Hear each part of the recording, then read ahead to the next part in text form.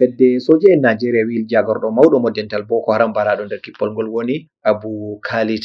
Walatake bo kanko woni sukko jagorɗo Boko Haram ha ladde Sambisa lattine nokkure nanade nder gonorɗe Boko Haram ha diwal Borno nder yeppre woyla walade funnage lesdi Najeriya. O bardama bo e haɓoɓe woɓɓe sappo ɓe dental Boko Haram ngal. Kubarwol gongol ngol fedde soje en Najeriya wurtini dow hala ka famteni dow Abu Khalid woni horejo ardaniɗo taskaramji taskitago kippe e ma moftugo kutinirɗum ko rani kippe ɗe Boko Haram en jarata nder nokkuje gonɗe wakkere gifa Sambisa.